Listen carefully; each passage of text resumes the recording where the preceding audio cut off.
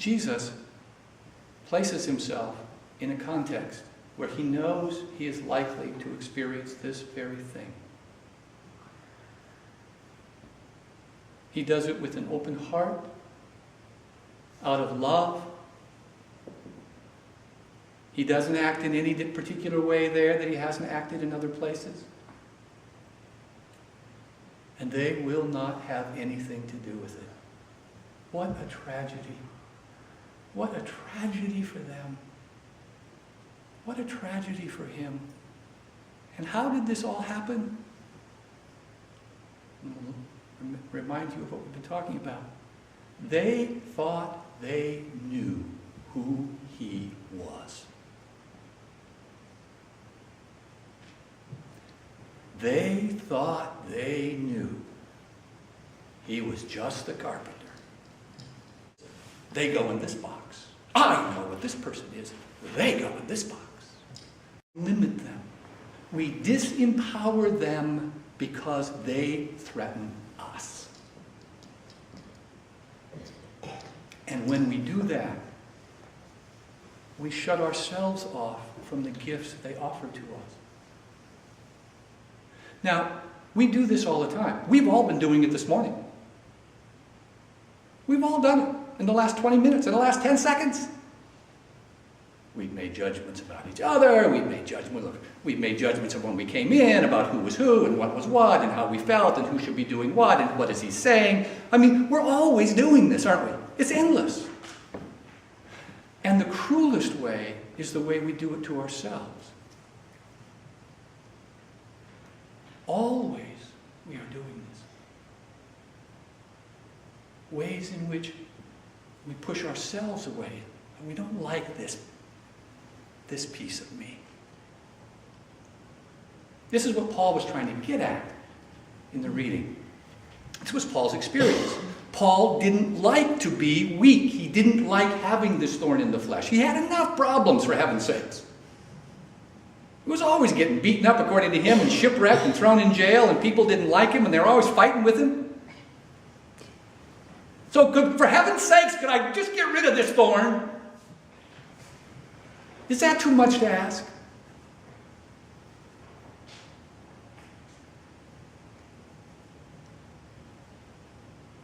God said, well, not if you bring it up. No.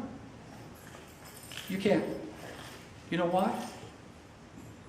Because I love you so much that I want you to live in the fullness of my power. And I know you will never be able to do that without it.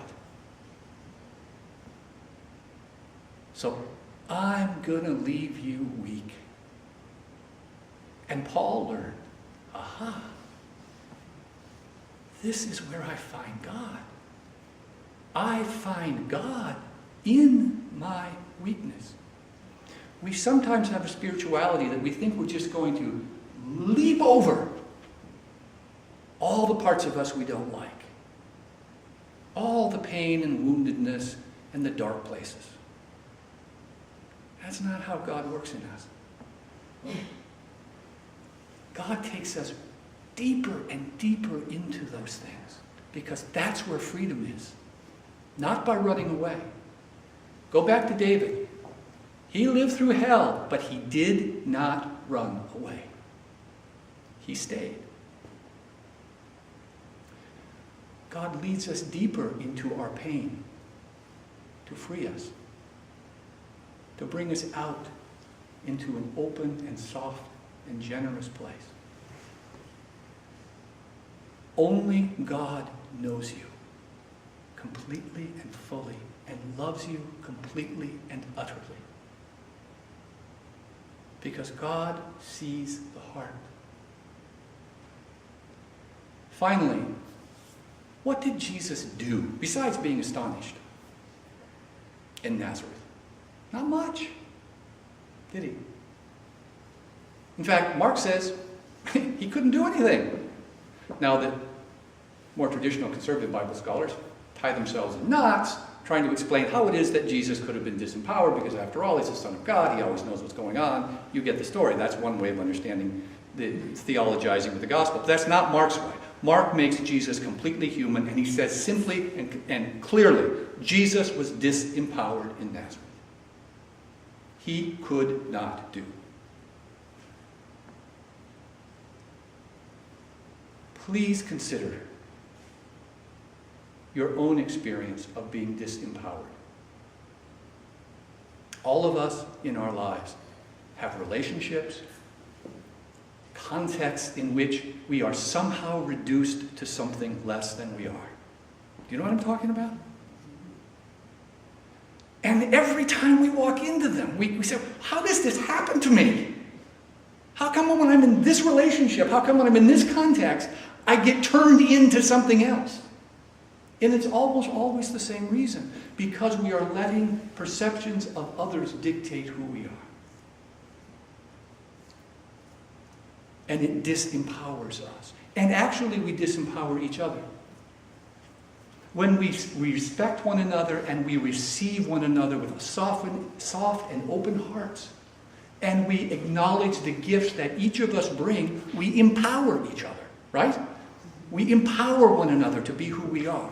But as soon as I decide I know who you are and put you in a box, I have disempowered you. And I have cut myself off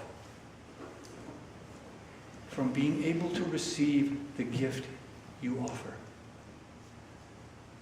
What a tragedy. What a tragedy. Finally, what does Jesus do? This is very, very important. What does it say he does? He goes to the next village. Sometimes when we're in those places of being disempowered, what we want to do is we want to demand that people acknowledge that we are who we are. And that's never going to happen in some situations. You just gotta go on. Don't let go of who you are in God. Only God knows who you are. Walk out of those disempowering contexts. Just keep going and being whom God has called you to be. I am persuaded that when Jesus walked through all of these difficulties, his reference point was months, maybe a year earlier, coming up out of the water in the Jordan and hearing that voice say, "You are my beloved. I am delighted in you." And Jesus had the courage to hold on to that. To walk out of Nazareth not being diminished in his sense of who he was. Knowing that, yes, I am your beloved. Yes, I am called to be who I am. And he just goes on to the next village. Not only that, he empowers his closest followers and sends them out. You see, it doesn't stop. He doesn't let himself be bound and boxed in